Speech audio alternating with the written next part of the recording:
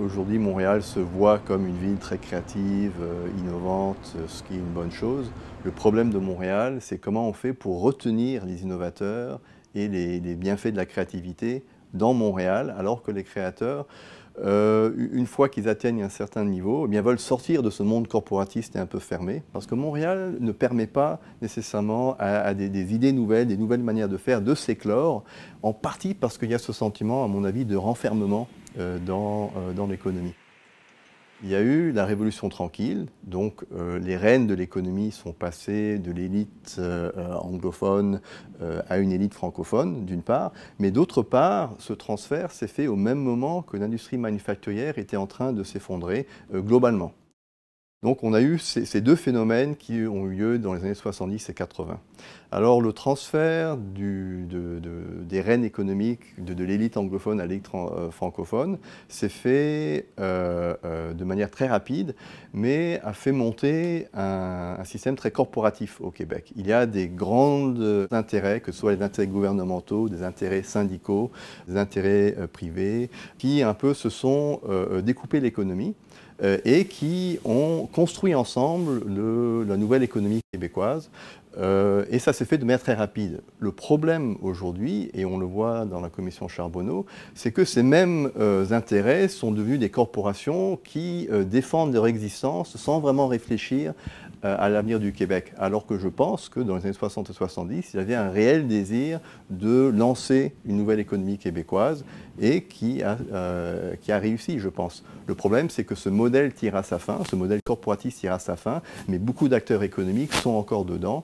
Et ça fait que maintenant, pour bouger au Québec, pour que les entreprises puissent innover, puissent croître, puissent faire valoir des nouvelles manières de faire, et pas que les entreprises, dans les services publics aussi, on rencontre toujours des barrières, et des barrières qui sont de nature corporatiste, parce que chaque groupe défend ses intérêts corps et âme. Québec Inc., ça correspond à des grandes corporations ou des grands intérêts qui ont quand même mis en place le système québécois. Et donc, le Québec Inc. n'a pas voulu avoir des impôts trop bas. La distribution des revenus au Québec et à Montréal est beaucoup plus égalitaire qu'ailleurs au Canada et aux États-Unis. Et donc, il n'y a pas que du mauvais. La question maintenant, c'est de remettre tout ça sur la table, d'essayer de préserver ce qu'il y a de bon, et notamment au Québec, on a un système de redistribution qui fonctionne très bien, qui fait peut-être peur à certaines personnes parce qu'ils voient le montant de leurs impôts, mais par contre, ça veut dire qu'il y a une protection sociale, il y a moins d'inégalités au Québec, et donc ça c'est un choix effectivement de société, mais on doit le faire ouvertement. Bon, mais là, on se trouve dans un quartier du secteur de l'Est de la ville de Montréal. C'est un quartier qui, traditionnellement, était très col bleu. Beaucoup de gens qui travaillaient dans les usines manufacturières à l'époque se l'est encore. Lorsqu'on regarde aux indicateurs d'inégalité dans les villes canadiennes, on remarque par exemple que 14 des 20 villes avec les niveaux d'inégalité les plus faibles au pays se trouvent ici au Québec.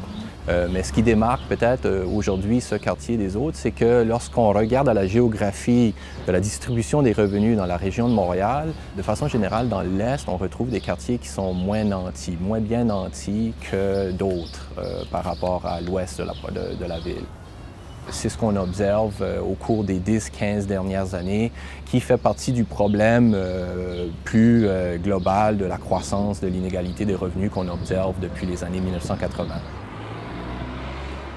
Alors maintenant, on se retrouve dans le quartier Westmount, ici à Montréal, qui est reconnu comme un quartier qui a un revenu moyen ou médian plus élevé que la moyenne.